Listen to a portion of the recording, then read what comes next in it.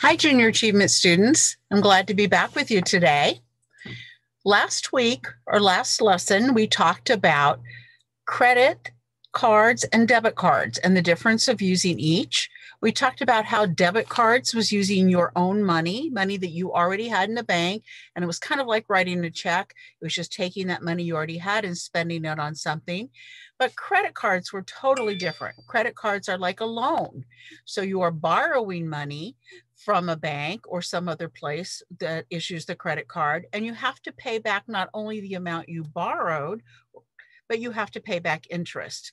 And we talked about how important it was to decide when to use a credit card, something that was a more important purchase that you could afford to pay for over time, versus a debit card, like maybe a lunch or something. You don't want to pay interest on a lunch and you don't want to pay for that over time.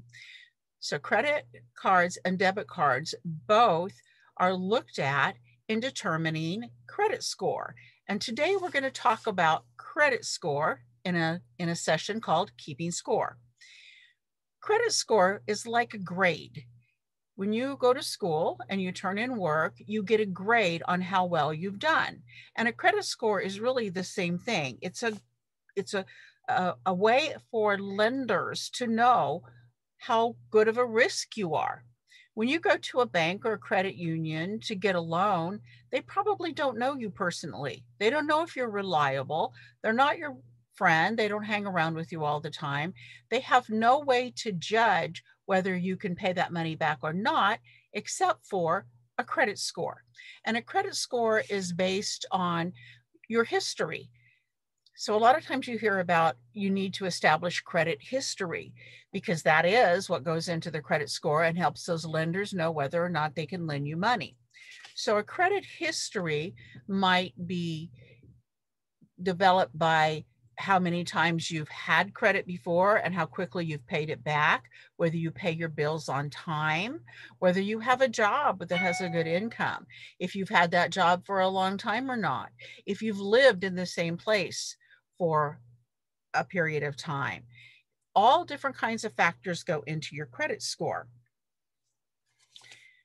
Now, getting credit for the first time can be a little bit tricky. And so you have to kind of have a strategy for that, to develop a credit history and to develop a good credit history. Because at some point, you're probably going to want to rent an apartment or buy a house or buy a car. There's lots of reasons you would need credit, and you want to have a good credit history and a good credit score when it comes time to do that. So in my case, when I was young, just a little older than you are, and I wanted to establish a credit history, I started by going to a credit union where my parents already had an account and getting an account there so that they had some tie back to my family. At the time, it was a very small credit union, so a lot of people knew each other, so that helped.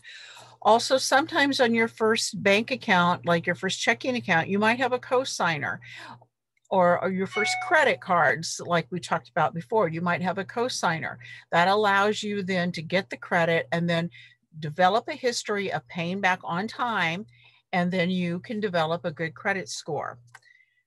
When my kids were young, they actually got their first checking accounts as teenagers, probably about your age.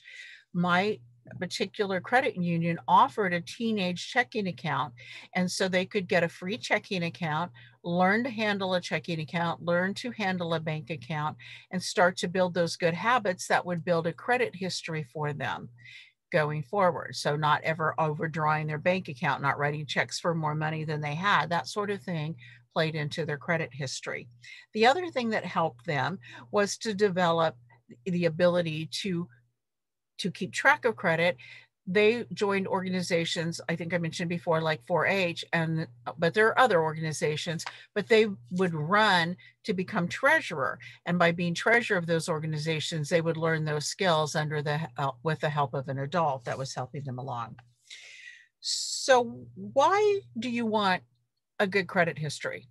Because if you have a bad credit history, you could be given credit, but charged a higher interest rate. So it would cost you more to get credit. You could be denied credit totally. You could be denied housing. A lot of even renters will check your credit history. And if the landlord finds you don't have a good credit history, they may not rent to you. You can actually be denied jobs if you have a poor credit history because it shows how dependable you are, and employers are concerned about that.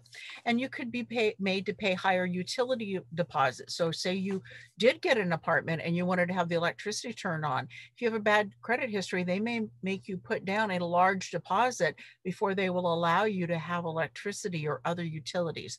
So it's really, really important that you look at determining how to get a good credit history. So there's an organization called FICO, and it's your FICO score, and you can see the little graph behind me there that kind of determines on whether you have good credit history or not. And that's usually based on 5 factors: your payment history, paying things back on time, how much credit you have in total compared to how much credit you use. So sometimes applying for lots of credit cards, even if you don't use them, can hurt your credit score. How old your credit accounts are and the activity on them, how many times people have inquired against your credit, and the types of credit you have. So FICO, which is an acronym for Fair Isaac Corporation, is a term that you will hear a lot going forward. So today you're going to play a game and you're going to look at ways to get good credit scores. And just remember, in the future, you're going to want those good scores so that good things happen to you at a reasonable cost. Thanks for joining me today. I look forward to visiting you one more time for our last session next time. Thank you.